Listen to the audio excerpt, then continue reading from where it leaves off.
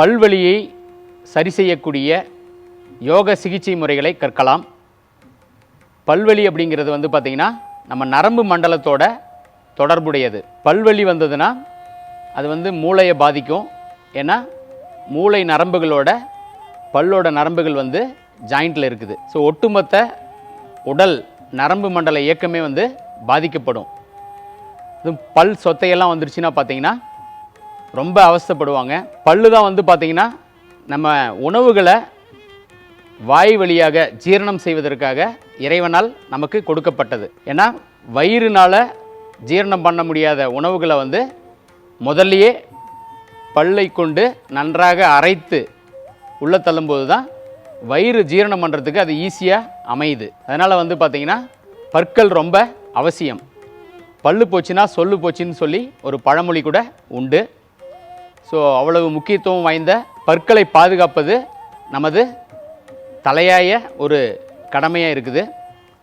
இந்த பல்வலியை சரி செய்யக்கூடிய யோக பயிற்சி முறைகள் இருக்குது. அதில் முதலாவது பார்த்திங்கன்னா அக்கு ப்ரெஷர், அதாவது கை விரல்களில் சில அழுத்தங்கள் கொடுக்கறதன் மூலமாக இமிடியேட்டாக பல்வலியை வந்து நம்ம குணப்படுத்த முடியும். பல்வலியை வந்து இமிடியேட்டாக ஸ்டாப் பண்ண முடியும். ஸோ அதுக்கு வந்து பாருங்கள், இந்த கைகளில் இந்த ஆள்காட்டி விரல், அதாவது கட்டை விரல் என்பது தலைப்பகுதின்னு வச்சுக்கலாம். இந்த சுண்டு விரலுங்கிறது வந்து கால் பகுதி. இந்த கால் பகுதியிலிருந்து இப்படி தொடர்ச்சியாக தலைப்பகுதி வரையில் அழுத்தம் கொடுக்கும்போது வந்து பல்வலி வந்து சரியாகுது. எப்படிங்கிறத பார்க்கலாம். இங்கே பாருங்கள், பற்கள் வந்து நம்ம உடல் அமைப்பில், அதாவது மேலே ஒரு 16 பற்களும் கீழே வந்து 16 பற்களும் இருக்குது.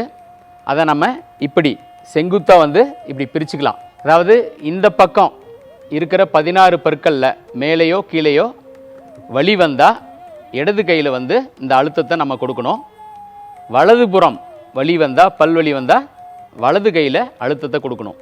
இப்போ நான் வலது கையை கொண்டு இடது கையில் அழுத்தத்தை கொடுக்குறேன். இங்கே பாருங்கள், இந்த சுண்டு விரல் மேல் பகுதியிலிருந்து இந்த அழுத்தத்தை செய்யலாம்.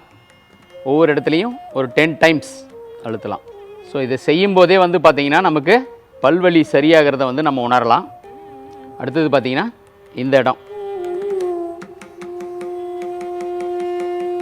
இங்கே அழுத்தத்தை கொடுக்கணும். இந்த இடம். ஸோ இந்த மாதிரி அழுத்தம் கொடுக்கும்போது வந்து பார்த்திங்கன்னா பல்வலி வந்து இமிடியேட்டாக சரியாகிறத நம்ம உணரலாம்.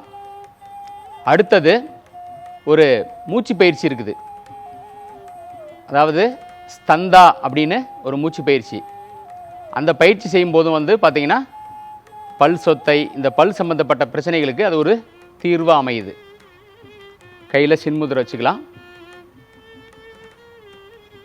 இப்படி பற்களை கந்து 2 பற்களையும் கட்டிக்கணும்.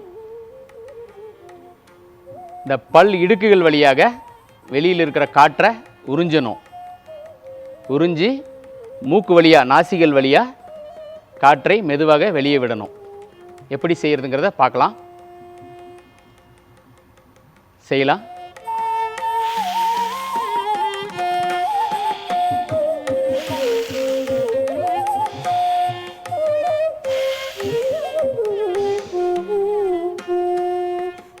இந்த மாதிரி ஒரு 5 டைம்ஸ் 10 டைம்ஸ் வந்து நீங்கள் செஞ்சீங்கன்னா பற்கள் குளிர்ச்சி அடையும்.